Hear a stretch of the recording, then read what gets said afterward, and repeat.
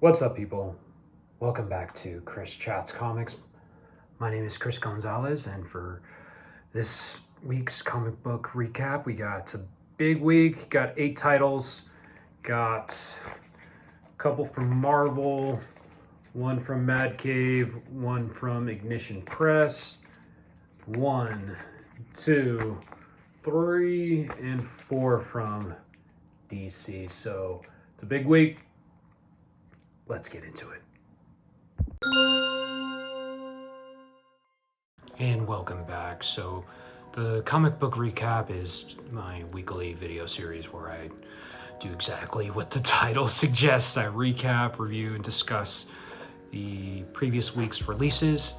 So again, like I mentioned, a bunch of titles this week for myself. We got 8 titles, so let's go ahead and get into it. Now, the first one from Marvel, got the relaunch, new #1 for a new Miles Spider-Man series. So we got a new creative team on the book. It's written by Brian Edward Hill. The artwork's done by Nico Leone with Valentin de Landro doing the flashback artwork. And the colors are done by Brian Valenza, and the colors are done by Corey Pettit. So the only book that I read from Brian Edward Hill was his run on Ultimate Black Panther. I'm not completely done with the series. I need to get the last trade, but I really enjoyed what he did there in Ultimate Black Panther. So I was excited to start this. This is the first time I'm reading a Miles run from beginning. I've read half of Brian Michael Bendis' run. I read some of Cody Ziegler's, didn't read Saladin Ahmed's, but yeah, I was excited to start a new Miles series, so let's go ahead and get into it. First of all, the artwork is pretty good, solid. Pretty much the story is back to the basics, Miles' story. It is a good jumping on point, I give it that. It does reference some of the latest adventures he had been on, and again references Cody Ziegler's run.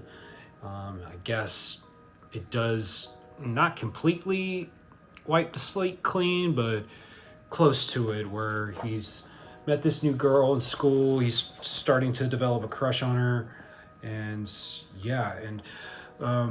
really dug the Amazing Fantasy #15 homage cover, really sick, and I'm glad that Miles is back in his original suit. So yeah, he's in school, in class, talking to this new girl named Valentina, I guess is her name, and she's Ukrainian, and he's, nervous around her, he has a crush on her, and some of the dialogue I felt was some of it didn't work for me. I felt like some of the verbiage and the new school terms that Brian Edward Hill utilizes for high school kids talking. I don't know how I felt about it, but again, the artwork's pretty good, and he's in this issue, he's trying to get closer to this girl. Meanwhile, a new villain pops up, but we get cameo appearances from Spider-Gwen, Ghost Spider, and Miguel O'Hara 2099. They come to visit him to see if Miles wants to join them on a multiversal adventure. Miles declines. He just wants to stick being in the neighborhood of Brooklyn. So that part was kind of a little unnecessary. I felt like you can, just have a street level story with Miles without explicitly stating like, oh, don't worry, this isn't going to involve the multiverse. But I feel like that's, with the upcoming movie coming out, I feel like maybe Marvel, the editorial, wanted to include them. But anyway, we get introduced to this new villain, and he kind of, to be honest, was a little generic. We don't get a name for the villain yet, but apparently he has a grudge against Miles' dad. But again, the artwork was really good. I like the banter between him and Genki. I feel like Hill nailed that down. And so this villain attacks Jefferson Davis, Miles' dad. Again, I guess they had interactions in the past, and the villain's out for revenge, so Miles has to save his dad. So, you know, I'm not sure how I feel about the villain. Again, I guess he's kind of like Gambit. He can use kinetic energy to power up things and conjure weapons. So again, really good artwork. And then the flashback sequences, I guess we're going to be diving in more to Jefferson Davis's past. And I dug the artwork in the flashbacks, really cool. And I'm not sure, because Nick Fury is depicted as the ultimate version of Nick Fury. So I was kind of confused since, you know, Miles, since he joined the 616, so is Jefferson Davis thinking about the ultimate universe, or is the 616 version of Nick Fury black? I was kind of confused. Again, I haven't read everything, but yeah, so the flashback just goes over how Jefferson, he was recruited by S.H.I.E.L.D. to infiltrate Kingpin's, you know, crime syndicate, and he met this bookkeeper named Martin Moore, and apparently that is who is the villain. But so whatever Jefferson Davis did, this guy's out looking for revenge, and that was pretty much it. It was a solid first issue.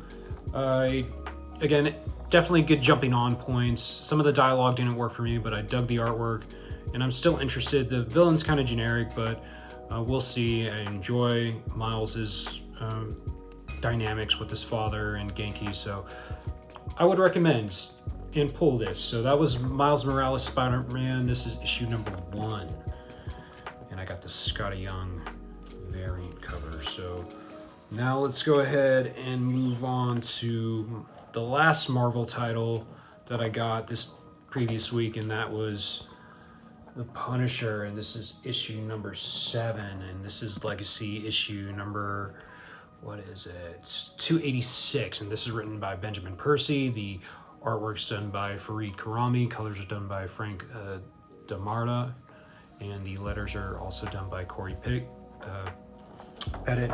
So this is another cool issue of The Punisher. Benjamin Percy's run has been pretty decent so far, pretty solid. It's like, I feel like The Punisher is like a B action movie comic to me, and I feel like Benjamin Percy just nails that. He nails the tone. It's very dark, very gritty. Punisher barely speaks at all. He's very similar to how the Terminator was, but we catch up with Kingpin again, stemming from the Red Band series. Kingpin was taken out by the Punisher. He was severely wounded, so I guess he's been in the hospital the whole time. So this is definitely foreshadowing Kingpin's return. So last week's issue, we had this killer who has used this whatever bullet, he can move the bullet wherever, and he's been killing a lot of innocent bystanders. So the villain, he is called Collateral Damage. He has this exoskeleton that he needs because he was paralyzed, and the reason he was paralyzed is because, and we'll get into it, he blames Punisher. But Karami's artwork was pretty cool. I did miss the original artist, but Karami does a good job with the artwork. So Frank and Micro, they're looking for this killer, and the killer is trying to hunt down Frank, and more people get killed along the way. So Frank, he tries to save this hobo from being the next victim, and he gets scraped by that high-tech bullet. Again, artwork's pretty cool. And again, Benjamin Percy just nails the tone of what a Punisher comic should be. So at the end, we get more backstory into Collateral Damage. He was back in this flashback. He was a college student.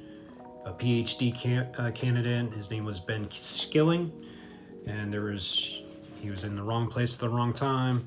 He got caught in a crossfire with the Punisher and some goons, and it isn't 100% confirms that the bullet who paralyzed this guy was from the Punisher, but he blames the Punisher all the same.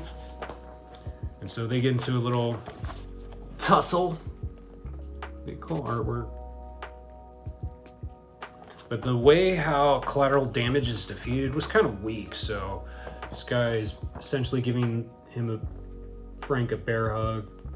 The cop Pluto, again from that Red Band series, she shows up and just pulls the plug on collateral damage. So I thought the way he went out was, again, kind of weak. This was a really fast read. The pacing is really fast, and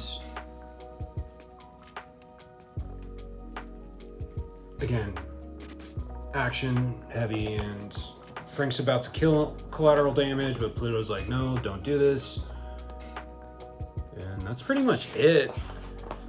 And then we get Kingpin. He wakes up and he is most likely going to go after Frank. So that was it for the Punisher. Again, another fast read. Wasn't my favorite of the series so far, but wasn't horrible. It was pretty good. I dug the artwork. Action was pretty nice, and this villain, I mean, we'll see if he comes back. But yeah, that was the Punisher, issue 7. I thought it was pretty decent. And now let's move on to the one and lone Mad Cave title, and we got Honor and Curse. This is Honor and Curse Eternal. This is issue number 5. This is written by Mark London. The artwork's done by Jaime Infante. The colors are done by Fran Gamboa, and the letters are done by Carlos M. Mangual.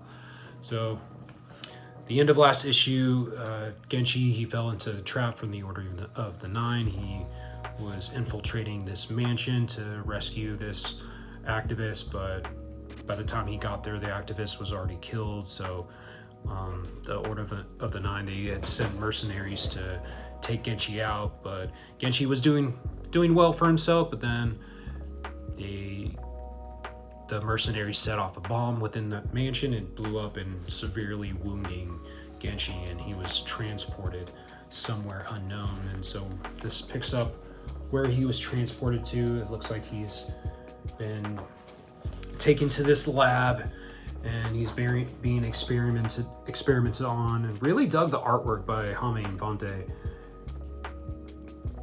Loving the sci-fi nature of it. A lot of the design work for some of the equipment that they used reminded me of the machines in the Matrix.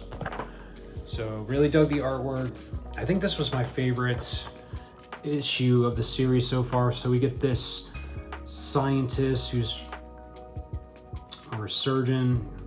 He is experimenting on Genshi, and he explains who he is and what the Order of the Nine is, basically why they're doing what they're doing. So his name is Merlin Laments, and he's just going over like, hey, we've been studying phenomenon like this, and we know that these mythical entities, they bond to humans, so they want to know how they can extract the entities and replicate it onto more people. So that's essentially why they're targeting Genshi. So they're trying to rip the Tengu out of him. So it doesn't really make sense, but that's essentially what they're doing. And again, really digging the artwork. And Genshi, he's pretty much given up. He kind of wants to die because he's been living for over 600 years and he wants this curse to be lifted finally. But the Tengu is, trying, kind of guilt tripping him, like, hey, like, if you allow this to happen, you'll cause a lot of people to die, and just think about how many people we have saved since we've bonded. So he's kind of manipulating Genshi, and he's trying to goat him into bonding with him so they can get out of their situation. But Genshi, he's ready to give up, but eventually the Tengu persuades Genshi to bonds so they can get out of their situation. And again, I just love the artwork by Infante. And I love just the depiction of the mental space that the Tengu is trapped in with Genshi, in Genshi's minds. And so they merge, and Genshi, he gives in to the Tengu, and he allows them to fully bond, and wasn't too hot on the design when Genshi transformed, but this is a cool double page spread. Look at this. So he bonds with the Tengu, and now the Order of the Nine is gonna face Genshi's fury. And the scientist, he's like, oh crap. So this has been my favorite issue of Honor and Curse Eternal so far. Really dug the artwork. We finally get insight into the motivations for the Order of the Nine and what they were after, so I really appreciated that. So I recommend this. I was kind of iffy on the series, but this definitely won me over. So that was Honor and Curse Eternal issue number 5. And now let's move on to the one title I got from Ignition Press, and this is Just Brutal, and this is issue number 5 as well, and this is the penultimate issue of this series, which is kind of a bummer because it's been great. But this is written by Dennis Hopeless. The artwork and the letters are done by Bram Revel, and the colors are done by Maurice Louise.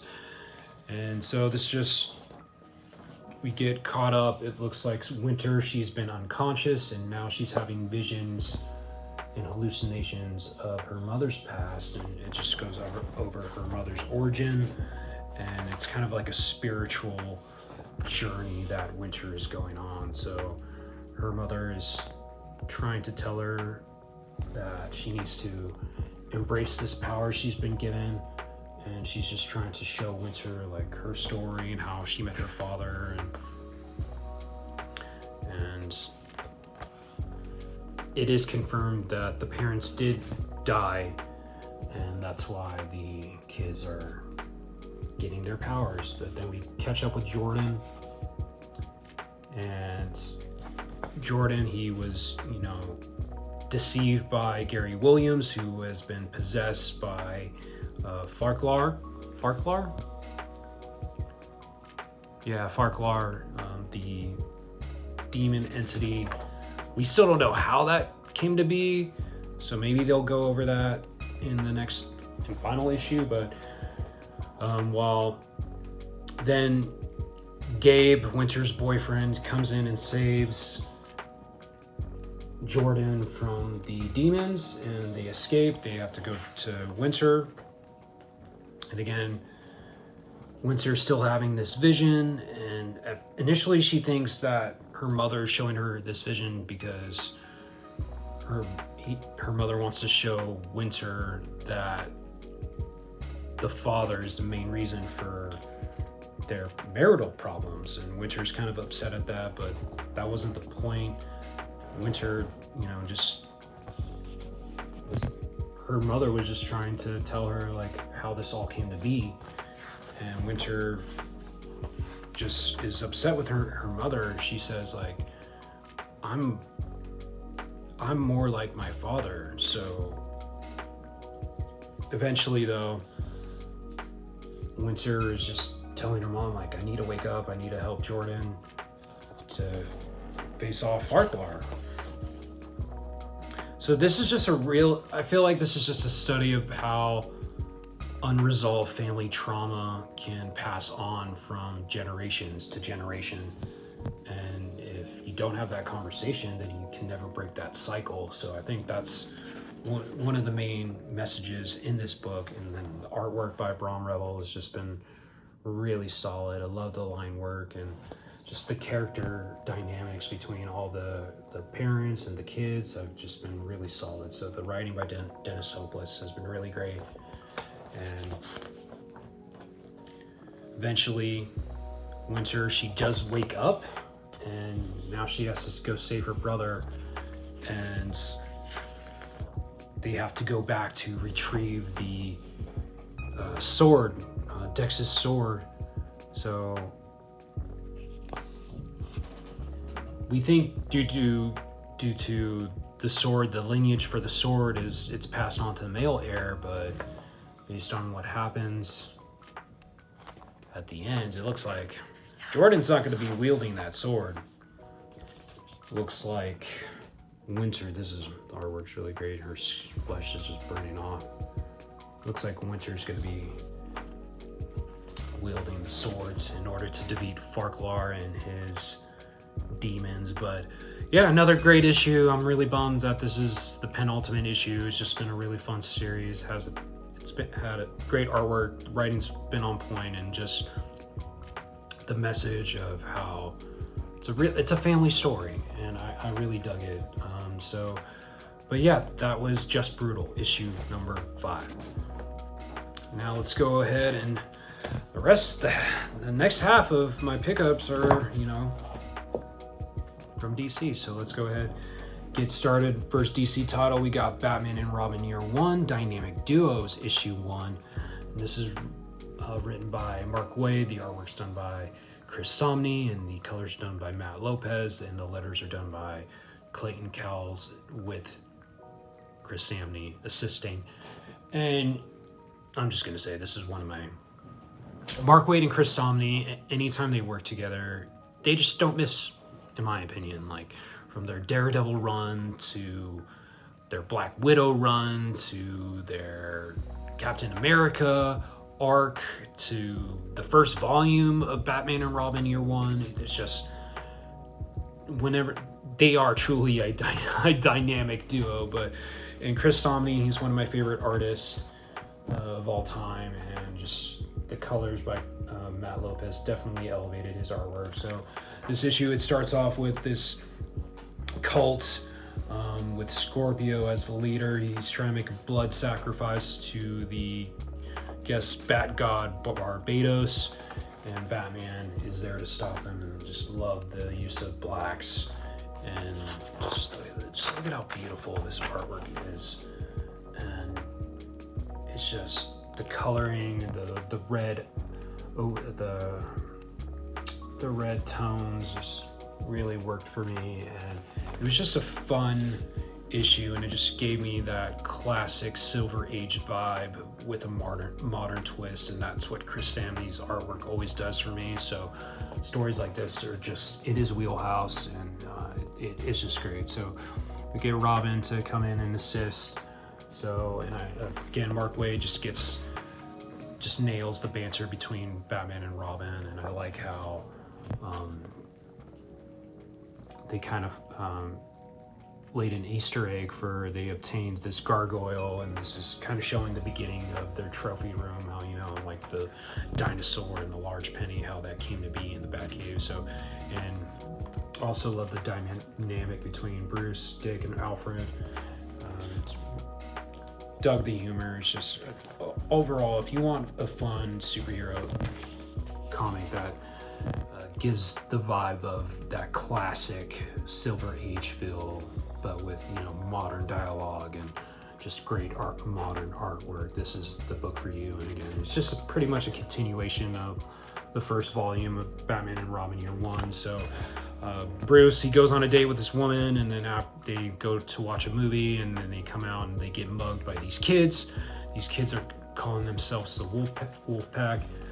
Bruce, he has to kind of hold himself back, because he doesn't, he is Batman and he can easily defeat these kids. But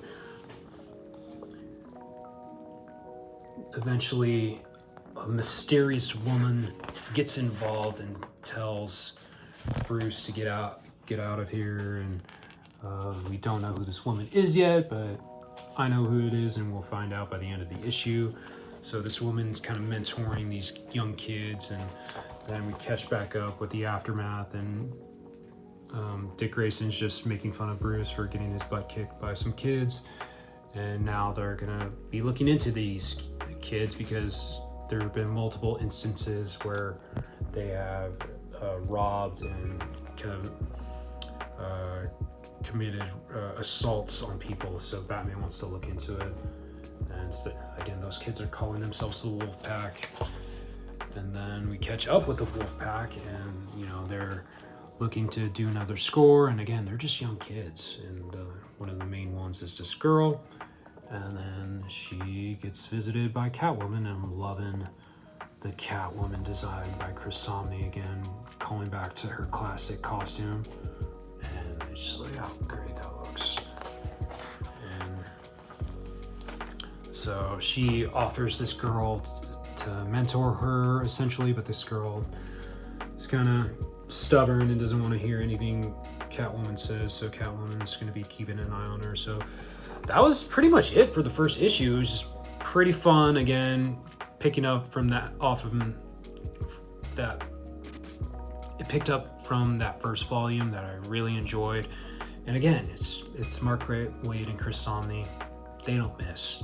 So if you're a fan of their previous work, then I would highly recommend Batman and Robin Year 1 Dynamic Duos, and that was issue number 1. Now let's go ahead and move on to next title, and that is Green Lantern Corps, issue number 19. This is the conclusion of this current arc, essentially, with the Manhunters, Aya and Guy Gardner as the All-Sight. And this is written by Morgan Hampton. The pencils are done by Fernando Pasarin and Juan Jose Rip. And the inks are done by Auclair Albert, and Juan Jose Rip does his own inks. And the colors are done by Arif Paranto and Matt Herms. And the letters are done by David Sharp. So Guy, he is now essentially housing the powers of all the emotional entities so he can protect them from the Manhunters, and the Manhunters have taken over Aya's body and they've replicated it, and they're trying to use Aya's body to get the powers of the emotional entities. So love it. Again, Morgan Hampton is just, with each issue, his writing just gets better and better. So I was kind of confused here. Again, Guy, he calls upon all the powers of the emotional entity. So does he become a White Lantern? Morgan, if you're watching this, let me know. Does Guy become a White Lantern here? But he gets this cool, like, chrome white uniform, and he uses it to hold down the main Manhunter. And then we get this cool internal fight with Aya. She goes back into her Does she go back into her body? But anyway, just the visuals here of Aya's fight with this Manhunter is just really visually just creative, and it reminded me of Tron, the aesthetic of Tron and the Matrix. And it's like that they're having this digital landscape fight, but meanwhile on the outside in the orbit of Oa, we're still having that giant mech fight between Joe Mullen and the rest of the other cores, and the Manhunters form this giant robot. And it was just cool how, again, very anime, very Gundam, Power Rangers, Voltron, and it was just really fun. And they eventually get the upper hand because Guy and Jess join the fray, and they help out. And Guy, she lends some power to Jessica Cruz, and again, she gets a new wardrobe, and I'm digging the chrome. And again, is she a White Lantern? Not sure. But again, meanwhile, Aya and the Manhunter, they're still having their digital fight in I think they're in the Interceptor mainframe. And then Aya, she just says, hey, even though I was born from code, I've developed all these emotions, and that's just made me better. And unlike the Manhunters who think emotions are weak, they are what make us stronger. So that's essentially what the message I got. And on the outside, they take out the rest of the Manhunters and disable all of them. And Aya, she had purged the Manhunters out of her system, And that's pretty much it. They win the day. And again, just the artwork, even though there was different artists, really it was seamless. And then we catch up on Oa, and the rest of the lanterns they're gonna celebrate with this well. What is this?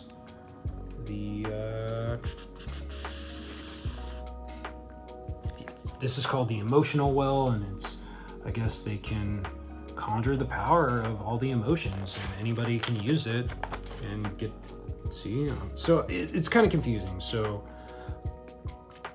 do they all become white lanterns? Not sure, but then we catch up with John, and seems like some of the lanterns are going to be going on their own journeys. Jo is going to be, she has her own separate mission. Aya and Razor are, back together, and John and Katma, they're going to go back to Earth as well. And then Jessica, she assigns the individual lanterns to bond with each emotional entity, and they're going to become Alpha Guardians. So I thought that was a pretty cool way to end things. Loving the artwork here, and the colors were just great. So again, very fun superhero comic. Really dig the sci-fi elements. Morgan Hampton just keeps getting better and better. I love how you can tell he's a fan of the lore of just the Green Lanterns, and yeah, just a really fun comic. And lately, this has been better than the main Green Lantern title, in my opinion. So, but that was Green Lantern Corps. That was issue number 19. And now we move on to the lone Vertigo title. And this is Bleeding Hearts. This is issue number 7. This is written by Dennis Camp. The artwork's done by Stepan Morian. Colors are done by a different colorist this time. It is Steph Bartolok. And apologies if I mispronounce your name. And the letters are done by Hassan Otsmane Elhau. And then it starts off with, this is the beginning of a new arc. We start off with this musical sequence, and it kind of serves as a recap of the previous arc, and also just it highlights Poke's eternal struggle of what he just went through and how he feels guilty about betraying his old horde and his old best friend in Mush. And we catch up with I didn't know this lady's name for the longest time, but I guess her name is Kara. But she is the mother. Her and her daughter Rabbit and Poke are now traveling together, and they're surviving together. And it's just, we get a little bit more insight from Kara's monologue about the early days of the infection and what happened and how this world got to where it is now. And it seems that because Rabbit got so mad at her for essentially sacrificing Miss Ruby, Kara, she feels guilty about it, and she can feel that her daughter still, is mad at her for doing that. But it's very, just Dennis Camp has definitely made me care about these characters and what they're going through and their dynamics with one another. And Rabbit, she is still, trying to get Poke to talk in English, and I thought that was pretty cute. And again, Kara, she's still, trepidatious around Poke. She doesn't really fully trust them. And then we get, from Poke's perspective, how he's dealing with, developing these new feelings, and he's come to the realization that he is alive now. He's not part of the undead, and still really can't understand what they're saying, but they are warming up to each other. And yeah, again, Poke's still dealing with the ramifications of what had happened in the last arc, and his internal struggles with, all these new feelings, and he still has to keep up the appearance anytime he comes across other zombies. And the story from what happened at the mall has spread, so other zombies are looking for the Kara and Rabbits, and Poke is, trying to protect them. And again, he's trying to keep up the facade that he's still undead. And then he comes across, I think this zombie was mentioned in some of the earlier issues, that he's kind of an outcast because he committed atrocities that even zombies didn't fuck with him for. So because Poke is more empathetic now, he goes up to this guy and he just says, hang in there, man. And that indirectly triggers what happens at the end. So then we come across this scene where Poke, since he's developing more feelings, he's getting butterflies around this crazy looking zombie. Her name is, what's her name? Her name is Baby in Belly, which sometimes speaks out. This is crazy, but yeah, this design. So yeah, Stepan Morian's artwork is just really complements Dennis Camp's script. So, and it's weird and I'm loving it. So then we move on to Kara and Rabbit. They are practicing archery, and the mom, she's telling her daughter like, hey, you gotta be prepared. And then meanwhile, this zombie, he's slowly approaching them, and the ending gets brutal. He starts, and the big zombie, it's called Fine's whole family, and yeah, this is rough, because we get this zombie's chasing them, and he was gonna essentially kill himself, or whatever the zombie version of that. But this look at this. So he catches up to Rabbit and just starts pummeling her, and that, just the imagery it was hard to look at. But then the mother tries to use this axe to get him to stop, but he just overpowers her, and then Poke comes in and saves her, and it went from 0 to 100 really quick, and the ending was just brutal, and Poke was able to chop off the zombie into multiple pieces with the axe, but then the mother just realizes that Rabbit could be dead. So is Rabbit dead? I don't think she's dead, but it would be crazy if she does die. But another great issue. This has been it's not as cerebral as other Dennis Camp books, but it's just been a really good comic, and I recommend Bleeding Hearts. That was issue number 7. And now we go to the last DC title. This is the biggest title of the week of all the comics industry, to be honest, but this is Absolute Batman. This is issue number 23. This is written by Scott Snyder. Nick Dragotta is back on the artwork. Colors are done by Frank Martin, and letters are done by Tom Napolitano. So Absolute Batman has been one of the best comics in the past couple years, and it's still another great issue.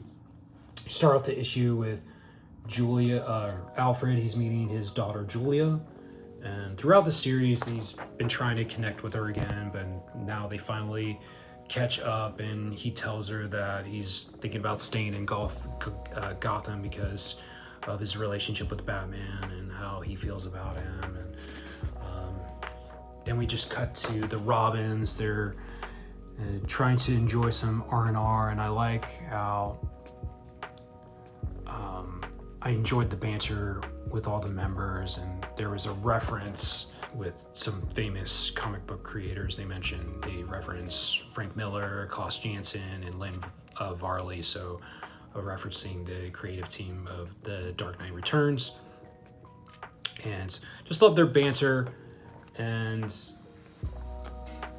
just Nick Dragata back on artwork. It's always great to have him back on interiors. He sets the tone for this book, and all the other fill-in artists just try to maintain that tone. But the only critique I have with Absolute Batman right now is just there's a lot going on. Just within the first couple of pages, we just go through like 4 subplots, and I would like to have the subplots have more time to breathe.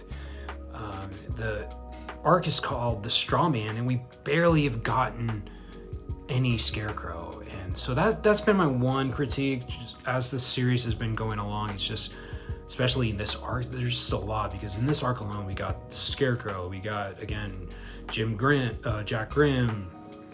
orchestrating everything, we got the Robins, we got Harley Quinn in her issue with Batman, and she gets a couple of panels, and doesn't really go anywhere after that. Barbara Gordon, we're slowly seeing her ascension into becoming Batgirl or the Bat, and yeah, it's just a lot going on. But I think Scott Snyder is doing his best to tie it all together.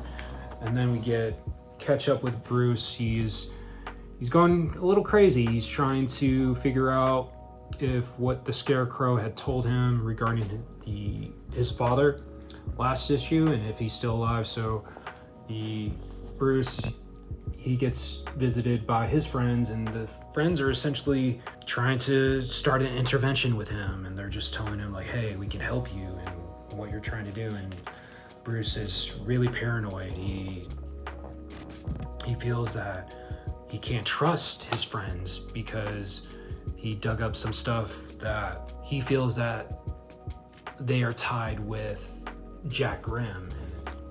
Is it true, or is it just another ploy from Scarecrow? And he feels that he can't trust anyone. But then all of a sudden his mother returns, and again, that's another subplot. She's a part of the Court of Owls, and the last time we saw her, she was shot by the Court of Owls. So what happened there? So again, a lot of stuff going on, but again, I think it's really great. And his mother is just trying to convince him that whatever happened to his father and what Scarecrow had told Bruce was a lie, and that his father is really dead. But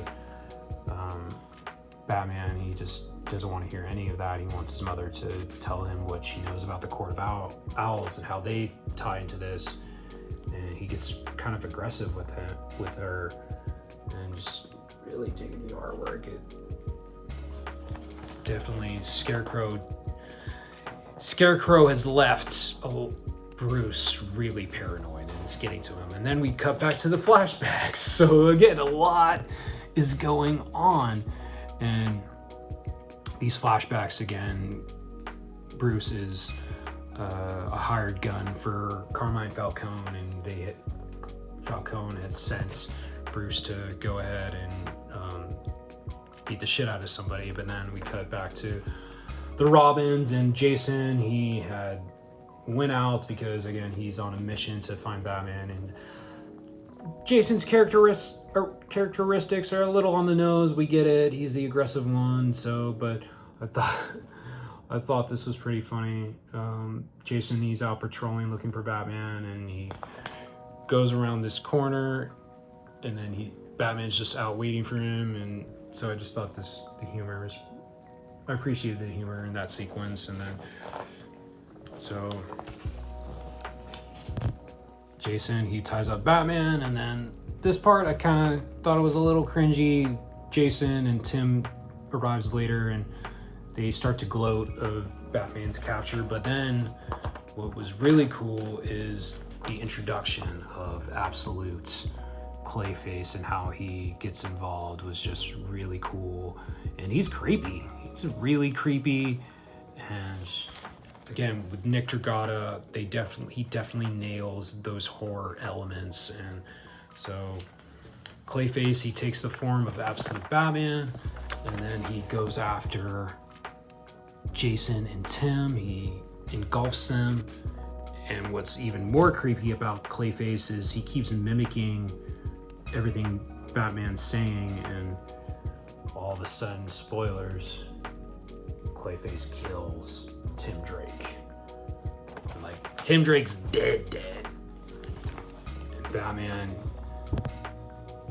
he tried to warn them because there was crows that were flying, and he kept trying to convince Jason and Tim, like, hey, like, Scarecrow's here, something bad's gonna happen, but they didn't listen. But again, then we go back to the flashback where Bruce, he's hired to, or he's sent to beat the shit out of Matches, his old friend, and that's where Bruce, he had to decide, like, right then and there, like, what am I becoming? So he stops doing that, but then the fight between Clayface and Batman was just really fucking epic. Just look at this. Look at the artwork. And Batman eventually, he does get the best of Clayface, but Clayface, he retreats and escapes.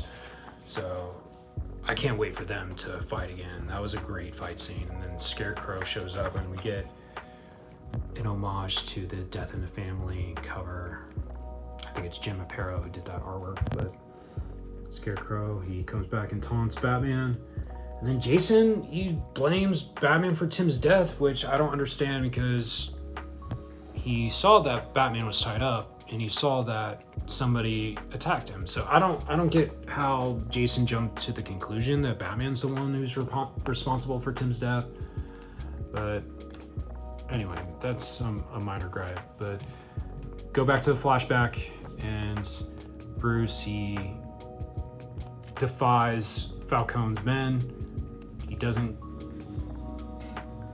kill Matches, and he gets into a fight with the Falcone's men. And now I guess this is going to seed more into how he goes into his journey as Batman. So yeah, just a lot going on. It was a good issue, but just a lot going on. I just want Scott Snyder to reel it back and let the subplots just marinate on their own for a little bit. Let them have the chance to breathe. That way we won't keep jumping from one storyline to another storyline. It's just, the pacing is really frantic, and I would like it to just focus on certain things. But again, we'll see how it all ties up. But yeah, I still recommend this. Still a great series. Nick Dragotta is just doing incredible work on the artwork. And Scott Snyder, even though there are a lot of subplots going on, I still find everything compelling. So still recommend Absolute Batman, and that was issue number 23. So that was it. Those were all the titles. Let me know if you read any of these books. Let me know your thoughts in the comments. I'd like to hear them. And yeah, that was it. Thank you for watching this week's episode of the Comic Book Recap. And just leave a like on the video, share the video, and subscribe to the channel if you haven't done so already. My goal is to hit 1,000 subscribers, and I would really appreciate it. So that was it. This is Chris Chats Comics. My name is Chris Gonzalez, and I'm out. Peace.